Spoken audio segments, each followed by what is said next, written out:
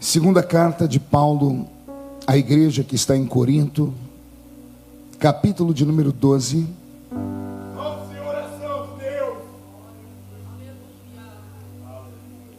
Deus está aqui.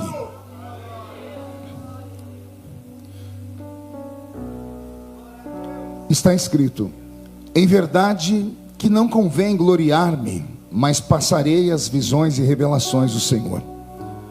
Conheço um homem em Cristo que há 14 anos, se no corpo não sei, se fora do corpo não sei, Deus o sabe, foi arrebatado até o terceiro céu. E sei que o tal homem, se no corpo, se fora do corpo não sei, Deus o sabe, foi arrebatado ao paraíso, e ouviu palavras inefáveis, de que ao homem não é lícito falar. De um assim me gloriarei eu, mas de mim mesmo não me gloriarei, senão nas minhas fraquezas. Porque se quiser gloriar-me, não serei nécio, porque direi a verdade. Mas deixo isto para que ninguém cuide de mim mais do que em mim vê, ou de mim ouve. E para que me não exaltasse pelas excelências das revelações, foi-me dado um espinho na carne, a saber, um mensageiro de Satanás para me esbofetear, a fim de não me exaltar, acerca do qual 3 vezes orei eu ao Senhor para que se desviasse de mim. E disse-me: a minha graça te basta, porque o meu poder se aperfeiçoa na fraqueza. De boa vontade, pois, me gloriarei nas minhas fraquezas, para que em mim habite o poder de Cristo. Pelo que sinto prazer nas fraquezas, nas injúrias, nas necessidades, nas perseguições, nas angústias, por amor de Cristo. Porque quando estou fraco, então sou forte. Amém, igreja? Feche a Bíblia, coloque no banco, na cadeira, e pegue na mão da pessoa mais perfumada aí do seu lado. Aperte a mão da criatura com carinho até ela falar aleluia. Feche os olhos e vamos orar. Senhor, eu te exalto, eu te glorifico. Eu acredito, ó Deus, que o céu está entre nós aqui. E eu creio, ó Deus, que o céu vai ficar mais baixinho aqui entre nós. Eu acredito que todos os que vieram para este culto vieram em busca, ó Deus, da sua revelação, da sua palavra, do seu conforto. E hoje é o culto dos vitoriosos, eterno. É o culto de Santa Ceia. Uma vez por mês nos reunimos ao redor da mesa, ó Pai, para em memória falarmos dos seus feitos sobre a terra. Não é mérito apenas da Catedral do Avivamento. Todos os cristãos ao redor do mundo, Senhor, celebram este dia. E nós estamos agora, Pai, em comunhão com o céu. Estamos aqui para te agradecer nesta noite. Mais do que te pedir, viemos aqui te agradecer nesta noite. Senhor, na verdade, se o Senhor a partir de agora não fizer mais nada por nenhum desses que estão aqui dentro, incluindo a mim, nós ainda continuaremos sendo, ó Deus, eternamente devedores à sua presença. Senhor, os que estão aqui unindo-se a mim, nenhum merecia estar aqui. Por isso que a salvação, ó Pai, não é um merecimento humano, é um presente divino. Nesta noite, ó Deus, eu espero que cada cristão que aqui está dê ao Senhor o melhor que tem. O melhor glória a Deus, o melhor aleluia. Que possam dar o melhor aplauso, o melhor louvor, porque para isso nos reunimos. Senhor, nesta noite fala conosco, nesta noite fica conosco. É o que eu te peço agora e sempre. E toda a igreja diz: os que podem, tomem seu assento aplaudindo Jesus, porque Ele é bom, porque Ele é maravilhoso. Glória a Deus. Hoje é o culto da nossa Santa Ceia. Como eu disse na oração, a Santa Ceia, ela é para nós um culto de vitória, porque é um culto onde o nosso espírito agradece a Deus por tudo aquilo que Ele fez, não apenas nos últimos 30 dias, mas desde que Jesus passou por esse mundo e derramou seu sangue na cruz do Calvário. Com o passar do tempo, muitos cristãos acabaram se esquecendo o principal sentido de estarmos reunidos em uma igreja como essa. Com o passar do tempo, nós transformamos o homem no centro do culto, e todo o culto gira em torno dos problemas das pessoas, todo culto gira em torno das necessidades das pessoas, e não que isso seja errado, mas isso também não é o correto. Na verdade, ninguém deveria atravessar aquela porta aqui para dentro apenas em busca de receber um milagre ou uma bênção. Todos nós deveríamos entrar aqui dentro para agradecermos a Deus pelas bênçãos que Ele já nos deu. E se alguém aqui falar que Deus não deu bênção nenhuma a ele, por favor, se você ver alguém se manifestar assim, fique à vontade para chutar a canela da pessoa, porque a pessoa é ingrata, porque nós temos muito mais do que merecemos nessa vida. Podemos não ter tudo que queremos, como eu sempre digo, mas temos sempre tudo aquilo que necessitamos, porque Deus é Pai e cuida de todos nós. A raça humana, criada por Deus, se perdeu no meio do caminho. O homem não foi criado para ter a vida que tem. Nós não fomos criados para ficarmos correndo atrás do vento, porque é isso que Salomão explica quando ele vai escrever a sua carta do pregador, o livro do pregador, o livro de Eclesiastes. Por mais de uma, duas, três vezes, Salomão fica dizendo: coitado do homem que corre atrás do vento, porque quem corre atrás do vento nunca vai conseguir segurá-lo, porque não dá para pegar. Salomão está dizendo que a vida é assim. Nós nascemos, crescemos, de repente colocamos na cabeça um alvo e lutamos por aquele alvo com unhas e dentes, e quando nós não conseguimos, nos frustramos, e quando conseguimos, nos frustramos também. Foi um grande pensador chamado Arthur Schopenhauer que, uma vez meditando sobre a vida, chegou à seguinte conclusão: a vida é um ciclo infinito entre a ânsia por ter e o tédio de possuir. Olha que coisa interessante. Um pensador chegou a essa conclusão, que a vida se resume a isso: lutamos em busca daquilo que queremos, e quando alcançamos, a gente fica entediado por ter conseguido aquilo, e logo queremos uma coisa melhor. Quem tem um carro, quer o segundo. Quem tem o segundo, quer o terceiro. Quem tem uma casa, quer a segunda. Quem tem a segunda, quer a terceira casa. Quem tem 1 milhão, luta para ter 2. Daqui a pouco luta para ter 3.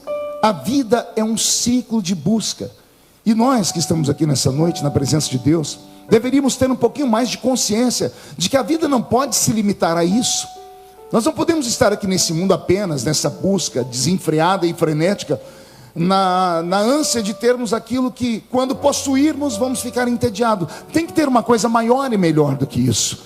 E o maior e melhor do que isso é uma presença invisível que está entre nós, que é a presença do Deus eterno. Como eu disse, a raça humana se perdeu no meio do tempo. O homem trocou Deus por coisas materiais, tanto que, se lermos a Bíblia Sagrada, dia desses eu fiquei espantado com algo, pastor Elias, que eu nunca havia meditado antes. Jesus nunca chamou nenhum tipo de Deus com D minúsculo de Senhor. Você não vai ver Jesus falando de Baal e respeitando Baal, Astarote. Mas uma vez Jesus falou assim: não se pode servir a 2 senhores. E aí Jesus então implica em um demônio, um Deus com D minúsculo, que ele também diz que é Senhor porque tem poder sobre as pessoas, que é Mamon. Você já deve ter lido na Bíblia sobre Mamon, o Deus do dinheiro, o Deus da ganância, o Deus da volupia. As pessoas servem ao dinheiro, as pessoas servem a esta ânsia de conquistar coisas na vida. Não que isso seja errado, você pode lutar por coisas, mas não uma luta desenfreada ao ponto de você sacrificar a sua família, ao ponto de você sacrificar tudo aquilo que você construiu por algo que ainda nem existe. Dizem que o verdadeiro sucesso só está na paz que nós conseguimos carregar. E a Bíblia Sagrada coloca um nome nessa paz: é a paz que excede todo o entendimento. Que paz que excede todo o entendimento? Essa tranquilidade que está aqui entre nós hoje. Tem muitas pessoas aqui entre nós que não têm dinheiro, não têm recursos de verdade. Tem alguns crentes aqui dentro, pastor Clodoaldo, que se sacudirmos eles de cabeça para baixo, não vai cair 10 centavos do bolso deles.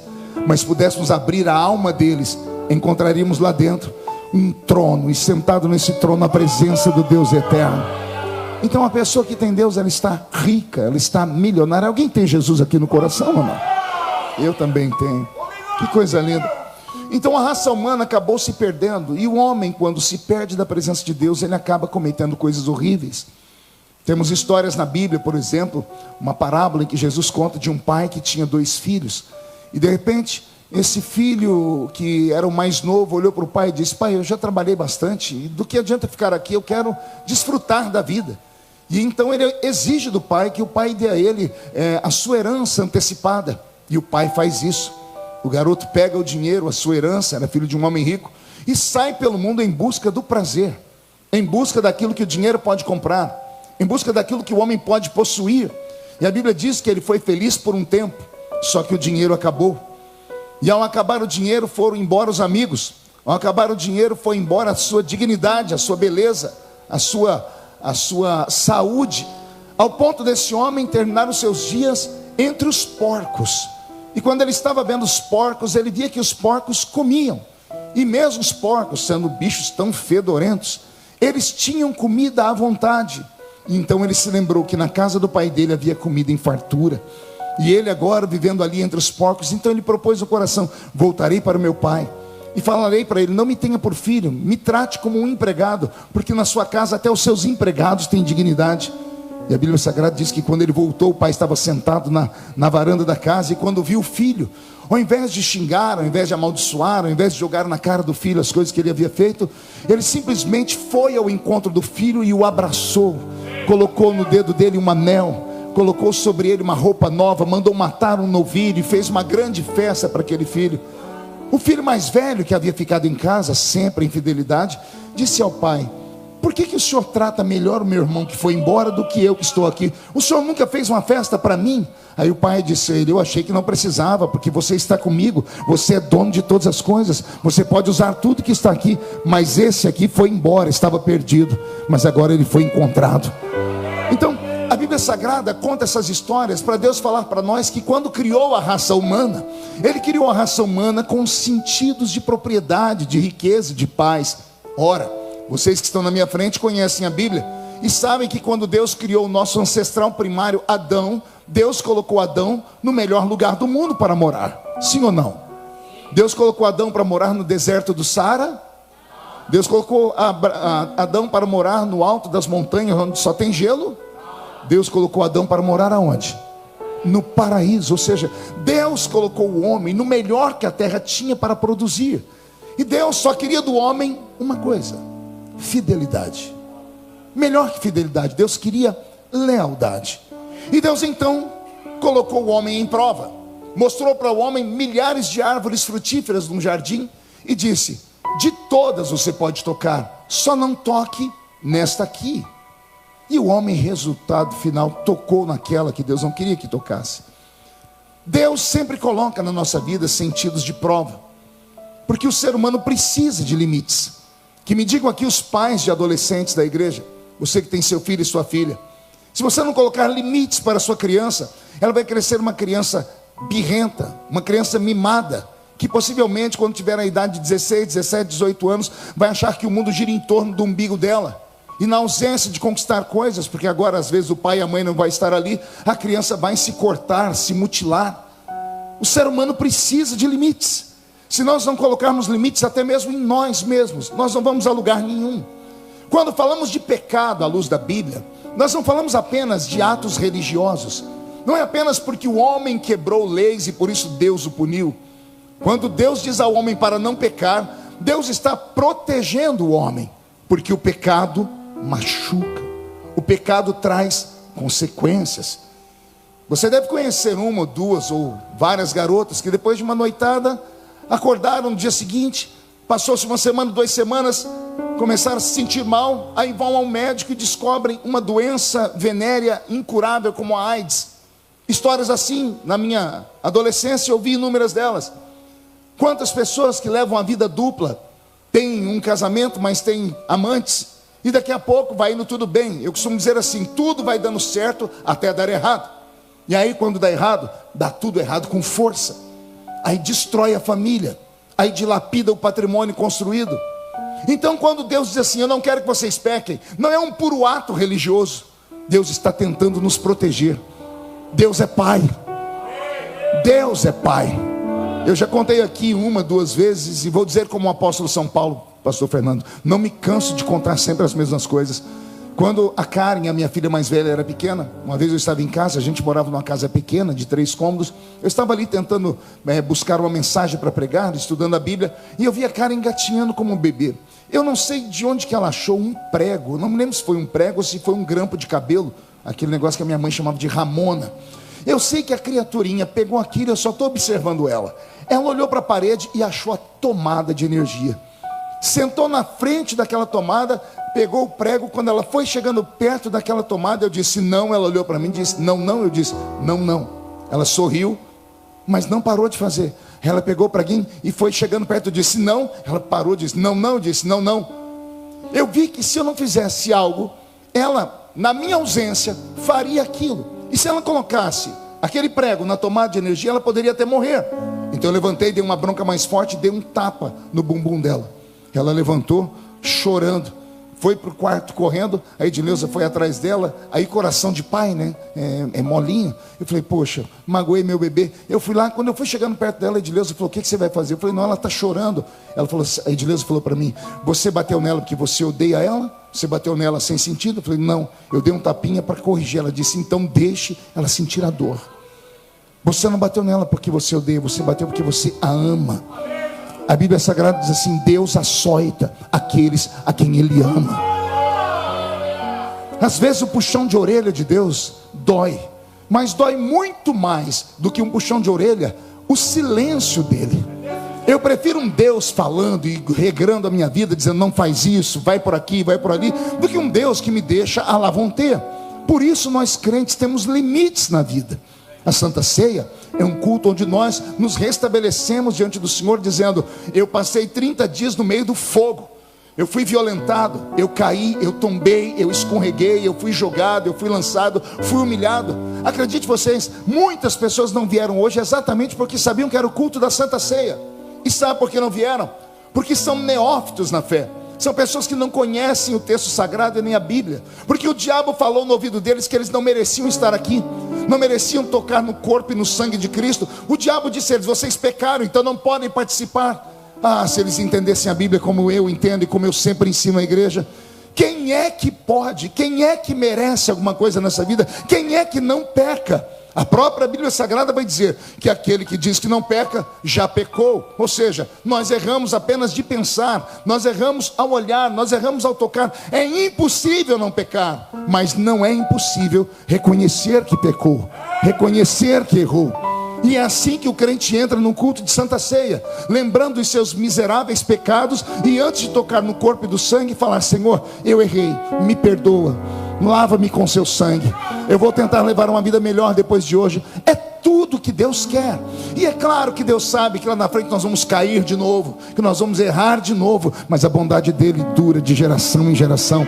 O que Deus não quer é que você fique com a sua mente cauterizada. O que é uma mente cauterizada? É uma mente que não sente mais nada. É uma mente que peca e acha que não está pecando, que erra e acha que não está errando. É uma mente de uma pessoa que faz as coisas já no automático. Ela programa o pecado, ela se programa para errar. É claro que todos nós passamos por isso na vida, mas nós não precisamos levar uma vida assim, porque isso, senhoras e senhores, nos afasta da presença de Deus.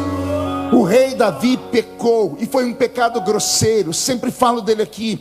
Ele adulterou, desejou uma mulher que não era dele. Ele não só dormiu com ela, ele mandou matar o marido dela. Ele cometeu pecados horríveis, até que Deus usou a boca do profeta Natan e chamou a atenção de Davi. E Davi humildemente disse, eu pequei, Senhor. E quando ele disse, pequei, Senhor, o Senhor disse, eu sei, por isso enviei o meu servo para abrir a sua mente, porque você estava querendo esconder, não de mim, mas de si mesmo o seu pecado. Não adianta você viver uma vida desregrada e achar que está tudo certo, porque dentro de você, você sabe que o que você fez não era certo, era errado. Agora você não pode conviver apenas com isso. Você precisa que essa mácula, essa mancha seja apagada. E como é que essa mácula, essa mancha, ela é apagada, pastor? Quando você diz, pequei. Quando você diz, pequei, e peça perdão a Deus, é instantâneo. Deus não leva um dia, uma semana ou 6 meses para perdoar uma pessoa. As igrejas antigamente acreditavam assim: um crente pecava, confessava, ele ficava de banco, não podia tomar a Santa Ceia, não podia cantar louvores, não podia fazer mais nada. E eu sempre me questionei: mas Deus perdoa instantaneamente. O ladrão da cruz estava lá na cruz, ele roubou pessoas, ele matou pessoas, ele só olhou para Jesus e disse: lembra-te de mim quando entrares no seu reino. Jesus não falou para ele: ó, você vai ficar 6 meses pendurado nessa cruz, 6 meses sem participar da Santa Ceia, eu vou observar você e daqui 6 meses eu vejo o que eu posso fazer. Não, Jesus disse para ele: ainda hoje estarás comigo no paraíso. Então olha que coisa interessante. Eu estou dizendo para você que há um antídoto para o pecado que te assola. E o antídoto está dentro de você mesmo, está na sua voz, está na sua consciência, está em você falar: Senhor, me perdoa. Porque se o Senhor Jesus liberar sobre você o seu perdão, você pode ter entrado aqui todo sujo, você vai sair daqui mais alvo do que a neve. Quem crê nisso pode dar um glória a Deus. O que isso tem a ver com o texto que o senhor leu, pastor? Eu sempre uso esse texto em cultos de Santa Ceia, porque ele é para mim um texto forte demais. O apóstolo São Paulo, qual apóstolo eu disse? Não ouvi? Acotovele o irmão do seu lado, diga: conhece o apóstolo São Paulo? Pergunte a pessoa do seu lado: sabe a importância dele? Você já estudou a vida do apóstolo São Paulo, crente? Estude. Paulo é responsável por mais da metade do Novo Testamento em escrito. A metade do Novo Testamento, ou um pouquinho mais, saiu das mãos e da mente do apóstolo São Paulo. Ou seja, ele escreveu parte da Bíblia, sob inspiração divina. Não era um Zé Mané como eu, não era uma pessoa cheia de erros como você. Ele era um homem sagrado. Tanto que nós falamos aqui o apóstolo São Paulo. Herdamos isso do catolicismo. Chamamos os homens e mulheres de santos e santas, porque eles eram de fato separados. Mas quando falamos São Paulo, achamos que era um ser que transcendeu, que saiu dessa esfera da carne e virou quase que um anjo com asas nas costas. Esse Paulo ensinou igrejas, plantou igrejas, ganhou almas, expulsou demônios, curou enfermos e até mortos ele ressuscitou. Eu estou falando de alguém que conheceu a plenitude da fé, de alguém que tinha uma intimidade com Deus muito maior do que eu e do que você. Aqui no capítulo 12 mesmo que eu li, ele conta uma história. Ele não diz que é ele, mas todos nós sabemos que é ele. Ele diz: eu conheço um homem que, se no corpo não sei, se fora do corpo também não sei, foi até o paraíso. Em algumas Bíblias diz até o terceiro céu. Ou seja, foi arrebatado em espírito. Olha o moral desse homem com Deus. Deus um dia resolveu mostrar para ele o céu. Deixou o corpo dele aqui e levou o espírito dele lá. E lá ele ouviu coisas inefáveis que ele disse: não é lícito contar aos normais. Ele, mortal como eu e você, viu coisas tão grandes e disse que nós não merecíamos ouvir o que ele viu lá. Era um homem acima da média. Era um homem puro, era um homem casto. Foi um homem que fez um voto de celibato. Nós não vamos encontrar na Bíblia esposa de Paulo, nem filhos de Paulo. Inclusive quando ele ensinava os obreiros que eram discípulos dele, ele disse: bom seria se vocês fossem como eu, que não se casassem. Mas já que não dão conta de amarrar esta carne maldita, é melhor que vocês casem. É melhor casar do que se abrasar. Paulo estava dizendo: é melhor vocês terem uma vida correta como a sua mulher do que viver uma vida de prostituição e de fornicação. Paulo era um homem santo, ninguém tem dúvida disso, até ler o capítulo 12 que eu li. Porque no capítulo 12, o escritor de mais da metade do Novo Testamento, o homem com todos os adjetivos que eu disse aqui, está falando com Deus. E ele resolveu contar para nós a conversa. Ele disse: Deus, foi-me dado um espinho na carne. Um espinho aonde, igreja? No espírito. Aonde? Um espírito na alma. Ou um espinho na alma, sim ou não? Foi aonde? Na carne. Um espinho na carne. O que é um espinho? Senão aquilo que quando finca em nossa carne incomoda, faz adoecer. E se você não tirar aquele pequenino espinhozinho ali, ele vai infeccionando, até criar pus. E se você não cuidar dele, daqui a pouco aquela doençazinha pequenininha vai virando uma ferida. O apóstolo Paulo, o homem santo, o homem que foi arrebatado, está dizendo: Senhor, foi-me dado um espinho na carne. Ou seja, eu tenho um pecado que me incomoda. Até hoje teólogos do mundo inteiro ficam tentando imaginar que pecado era. Todo mundo queria saber. Falam 1 milhão de asneiras e eu não tenho aqui coragem nem de falar o que eu já li sobre Paulo. Eu apenas deixo isso. Se ele não contou, era um segredo dele e Deus. Mas ele está dizendo, eu sou mortal igual a vocês. E ele resolveu falar com Deus. E eu imagino Deus dizendo, Paulo, por que você está falando isso para mim? E ele dizendo, Senhor, eu recebi do Senhor coisas que eu tenho ensinado à igreja. Eu recebi do Senhor palavras de pureza e de santidade. Eu tenho ensinado a igreja a fugir de pecados. Eu tenho ensinado a igreja a confessar os seus pecados. Eu tenho ensinado a igreja a buscar amigos para confidencialmente um falar com o outro e assim se perdoarem. E daí, Paulo? E daí, Senhor, que eu agora fui atingido por uma fraqueza. Eu tenho um pecado. E aí, Paulo? E aí, Senhor, que infelizmente pela posição que eu tenho, eu não posso procurar Pedro para contar para ele. Porque se eu contar para Pedro, líder da religião, vai chamar João, vai chamar Tiago e os outros apóstolos, e vai chorar, vai orar por mim, mas vai me dizer, você tem que ficar 6 meses de banco agora. Você tem que ficar afastado por um tempo. E aí, tudo que eu ensinei e tudo que eu escrevi ficará sem sentido, porque vão jogar na minha cara dizendo, você ensina aquilo que você não vive.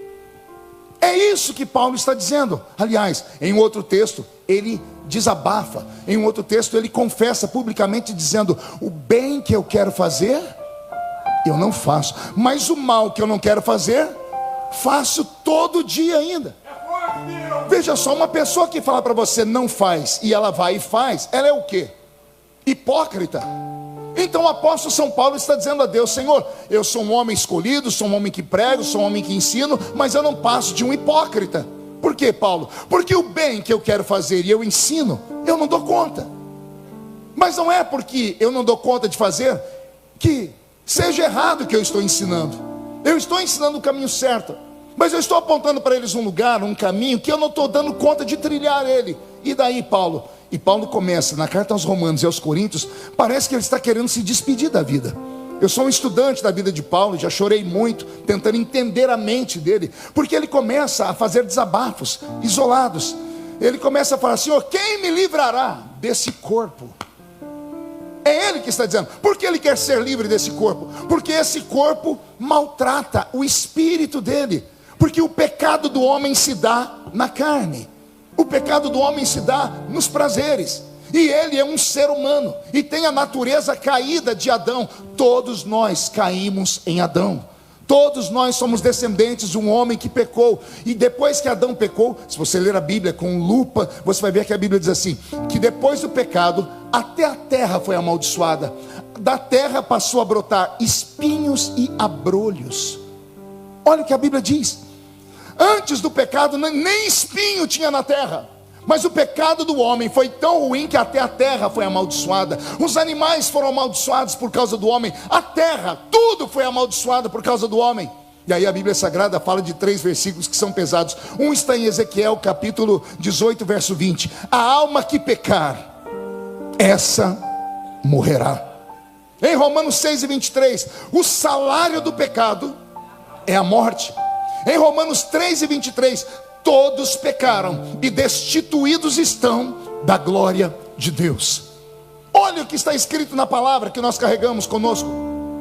Ora, se estamos aqui é para nos aproximarmos de Deus, sim ou não, igreja? Todos nós falamos em religião. Você já estudou o que significa a palavra religião? A palavra religião vem de um verbo em latim, um verbo religare. E o que é religare? É ligar de novo. O que é uma verdadeira religião? É aquela que liga o homem de volta a Deus. Só há uma verdadeira religião. Ela se chama Jesus de Nazaré. Eu sempre amo falar isso.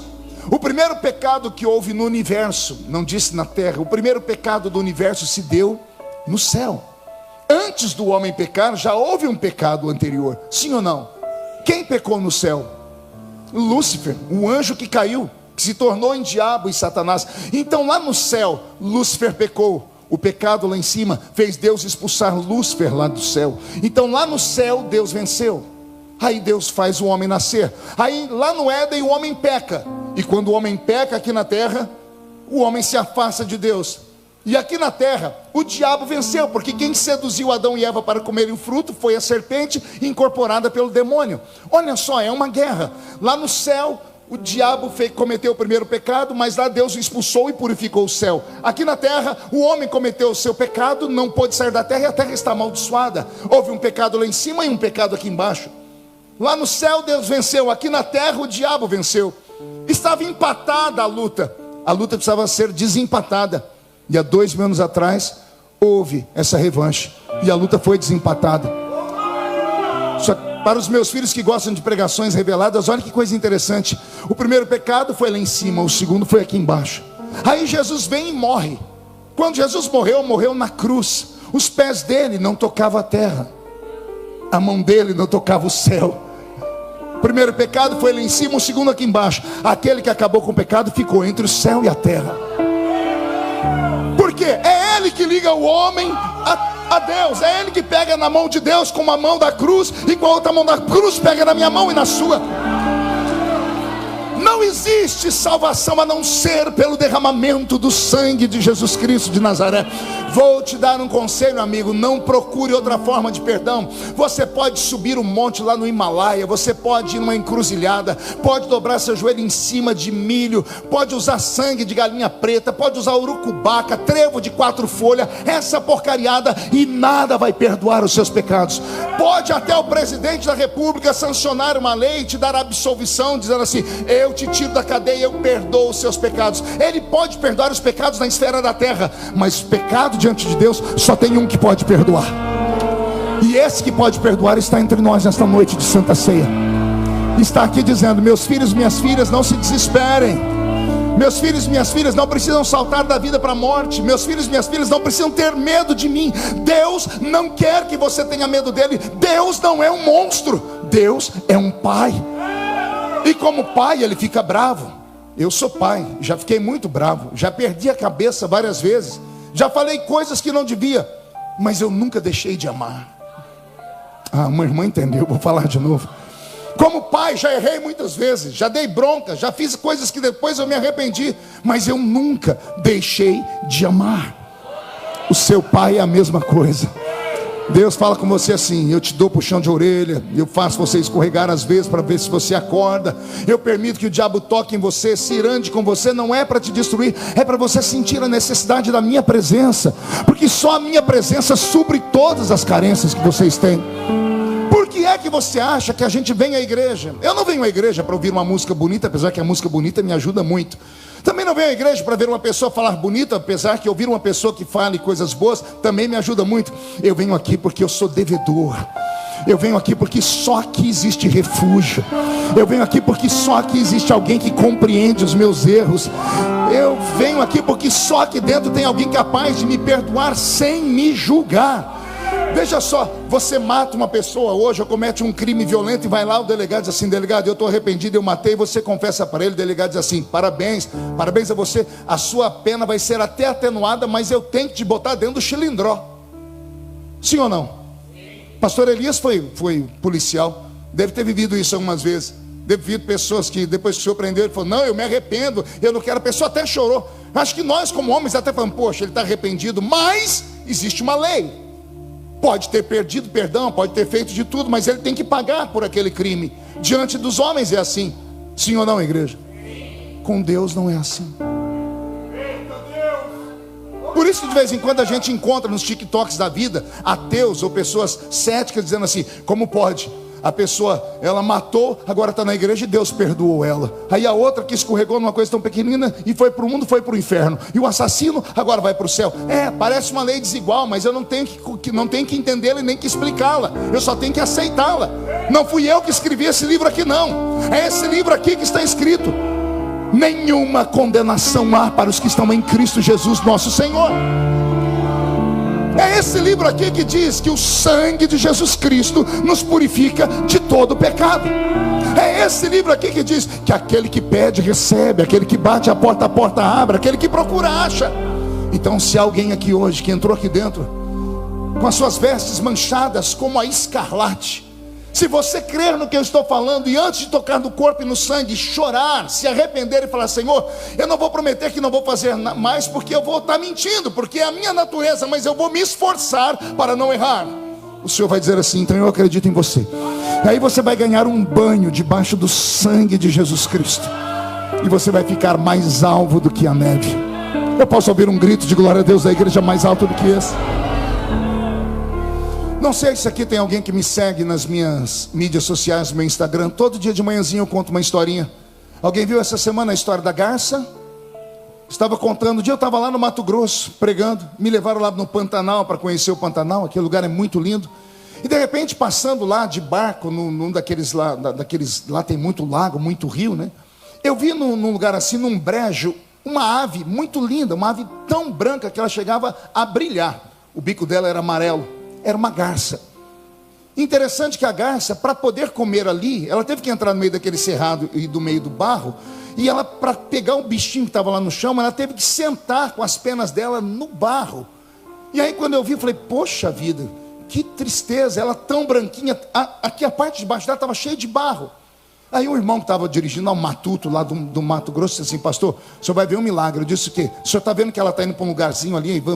Veja só, ela vai ficar parada. Ela foi para o meio do cerrado e ficou diante do sol, debaixo do sol, parada, imóvel. Ele disse, nós vamos daqui uns 15, 20 minutos, nós vamos voltar, ela vai estar ali ainda, o senhor vai ver. 20 minutos depois a gente voltou, a garça estava lá parada, parecia que tinha morrido, estava uma estátua. Debaixo dela estava cheio de barro.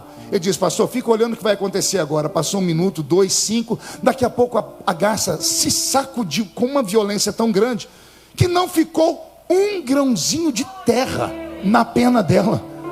Eu disse, que produto que esse pássaro usa, que não fica barro nas penas dela? Ele disse, essa ave produz um óleo que vem lá de onde nasce a pena, e ela pega esse óleo com um bico, e ela vai passando na pena dela. As pessoas acham que ela está tirando bichinho, não é, ela está untando a pena dela, ela está passando óleo nas penas dela, e esse óleo impermeabiliza ela. O barro cola, mas daqui a pouco, quando o sol vem e endurece ele não se sustenta, e basta uma sacudida e o barro vai embora.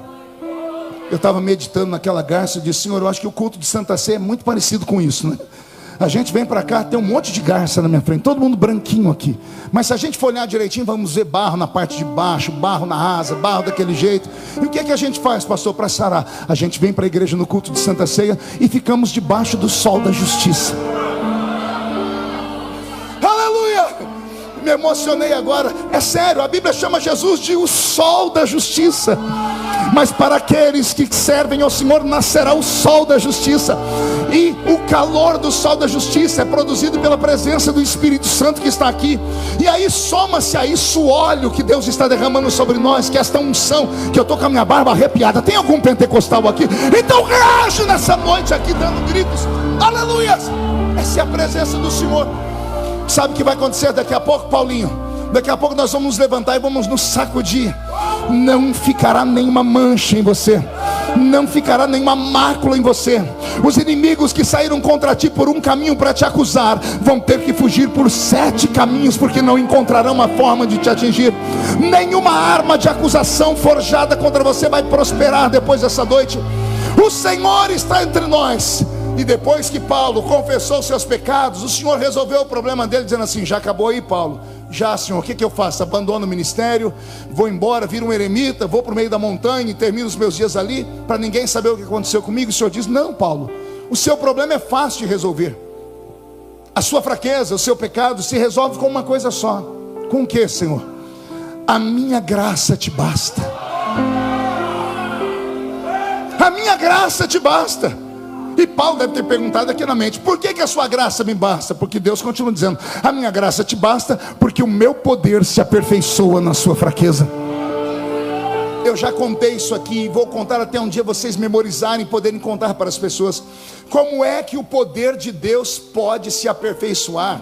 Isso aqui é algo que não dá para a mente humana entender. O que é aperfeiçoar? É melhorar. Por isso aqui de Orlândia já teve que ir lá em São Paulo e trocar as armas, porque as armas estavam supérfluas, tiveram que melhorar ela, tiveram que fazer com que armas novas viessem. É isso que significa melhorar. O Senhor está dizendo, o meu poder se aperfeiçoa, ele melhora. Mas como é que o poder de Deus pode melhorar? O meu poder como pastor pode melhorar, porque eu posso ir, eu erro às vezes, então eu vou melhorando ele, eu vou ficando mais humano, vou aprendendo a me segurar.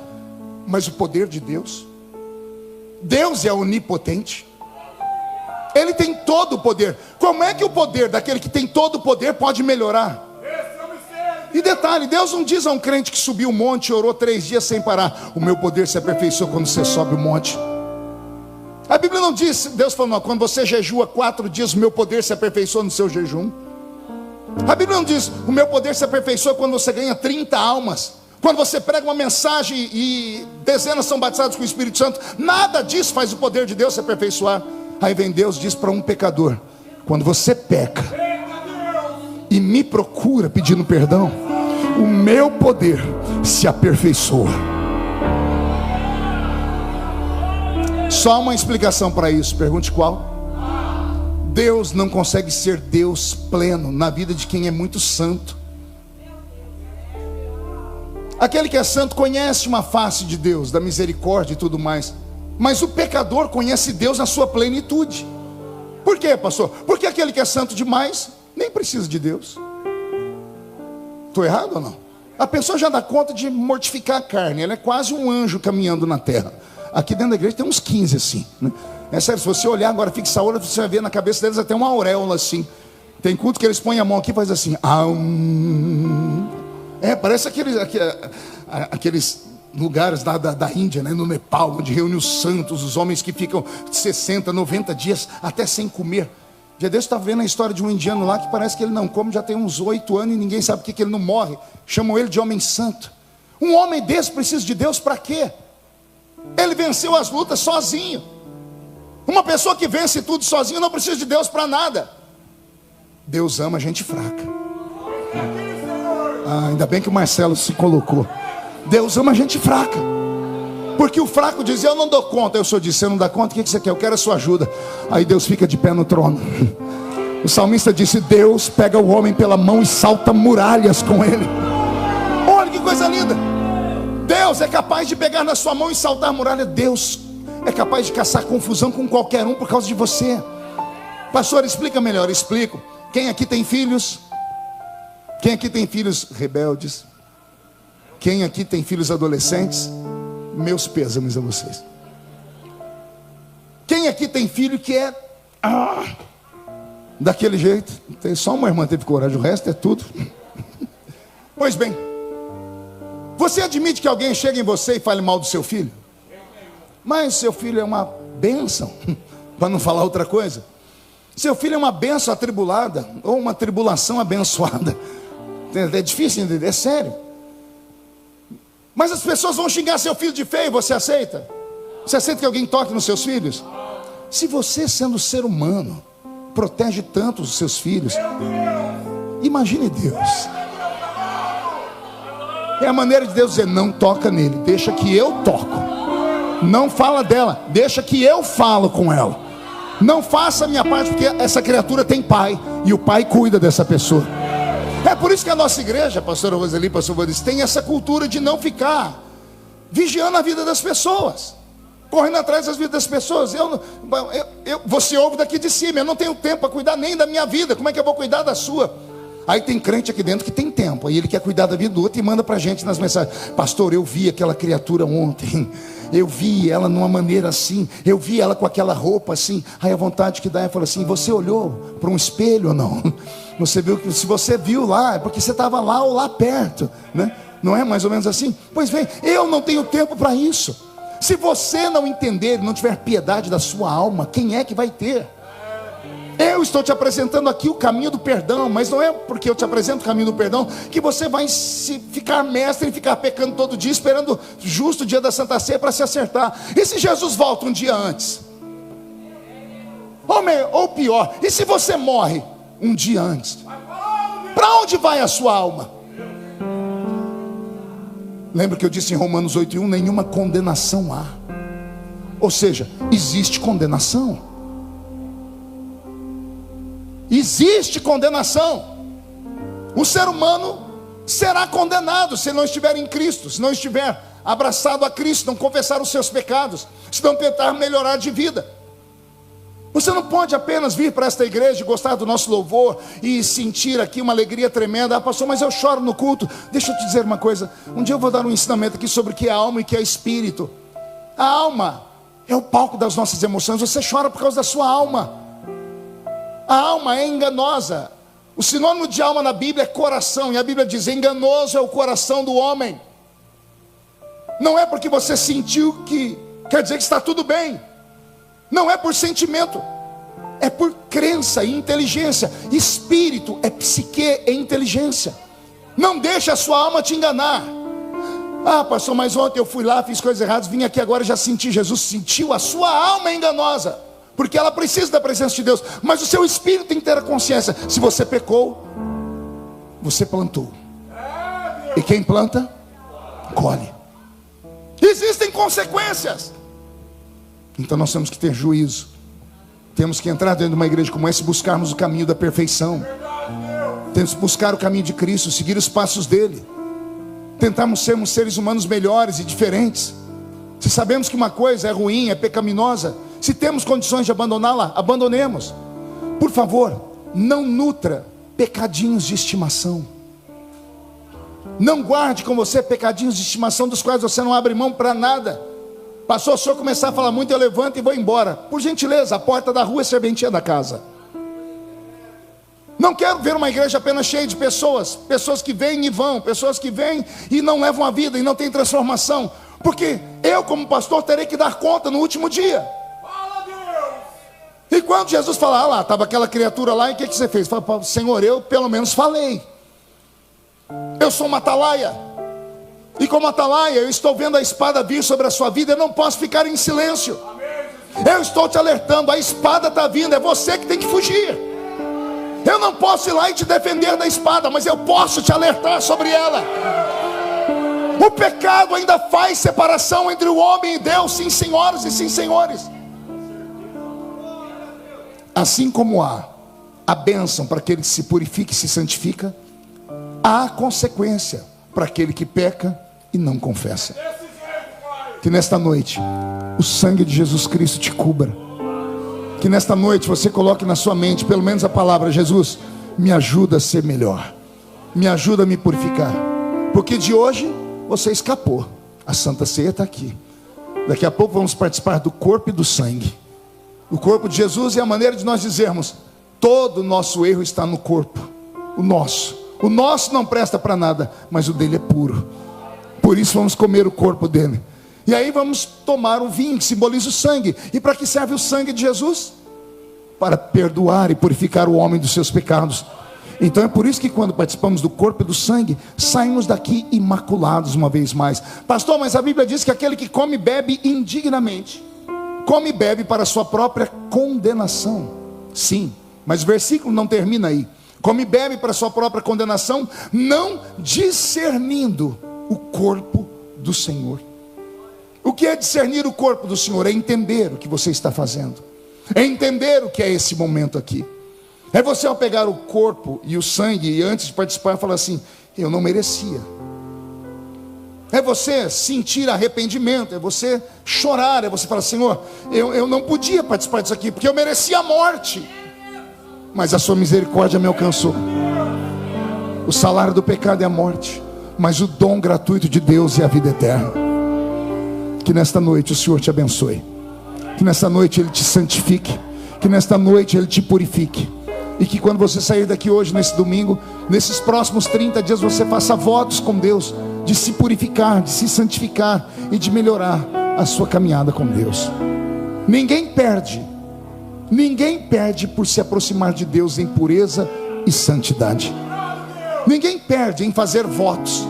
Senhor, por amor a Ti, essa semana eu vou deixar algo que eu gosto muito de fazer. Eu não vou fazer. Essa semana eu não tomo Coca-Cola. Para muitos Coca-Cola é um vício. Senhor, essa semana eu não vou assistir isso ou aquilo. Senhor, essa semana eu vou tirar 10 minutos por dia para ler a Bíblia. 10 minutos por dia, coisa tão pequena, mas você vai ver o Espírito Santo ficar tão feliz com você. E dele vai te ajudar. Senhor, essa semana eu quero passar mais tempo orando, vou vir na igreja, vou fazer um voto. Tem culto a semana inteira, então a semana inteira eu vou estar na igreja. Faça votos, conquiste Deus, chame a atenção de Deus, e Ele vai ser mais do que um amigo para você. Ele vai ser alguém íntimo seu. Amém, igreja? Fica de pé comigo, por favor. Feche seus olhos. Letícia vai preparar um louvor, algo que fale sobre o perdão. Mas antes eu quero orar. Coloque a mão no seu coração. Aqui dentro não há grande nem pequeno. Aqui somos todos iguais. Não é porque eu estou com esse microfone na mão que eu sou mais puro do que você. Pelo contrário. Se o diabo te persegue, imagina o que ele faz comigo. Mas o que me deixa de pé é saber que o sangue de Jesus me purifica de todo pecado. E como sacerdote do Deus vivo, eu ministro sobre esta congregação, sobre os corações que estão arrependidos, sobre a mente daqueles que estão falando com o Senhor agora aí, Senhor, dizendo: eu errei, Pai, me perdoa. Eu oro agora para que o seu sangue, ó Pai, os cubra e todos os pecados sejam perdoados. A nossa natureza é uma natureza caída, Senhor. Enquanto estivermos aqui, seremos testados. Então tem misericórdia de nós, Senhor, e não deixa sairmos desse mundo na morte ou no arrebatamento com a mente cauterizada. Senhor, põe sensibilidade em nós, põe amor em nós. Assim como aquele que ama não trai, faz o amor que temos por ti crescer tanto ao ponto da gente falar: nós não vamos te trair, Jesus. Ainda que a tentação seja grande, ainda que o diabo se travista em forma de anjo de luz, ainda que venha o diabo diante de nós dizendo: pode saltar do alto deste pináculo que está escrito que os anjos vão te proteger, ainda que o diabo me dê poder para transformar pedra em pão, não me deixa ser seduzido, meu Pai. Que as tentações nesta noite, ó Pai, sejam expostas na nossa mente. Que o Senhor mostre para os seus filhos agora quantos foram os livramentos desse mês. Senhor, era para muitos aqui terem perdido tudo. O erro e o pecado que o seu filho cometeu, que a sua filha cometeu, era para ter destruído o casamento se alguém descobrisse. Era para ter feito eles perder o emprego, era para alguns terem ido para a cadeia. Mas a sua misericórdia, Deus, nos abraçou e o Senhor está dizendo: eu estou te dando chance. Então se acerta, levanta o seu altar de novo, constrói o seu altar, coloque um sacrifício no seu altar, porque enquanto houver sangue sobre o altar, haverá uma esperança de perdão de pecados. Sua morte ali na cruz.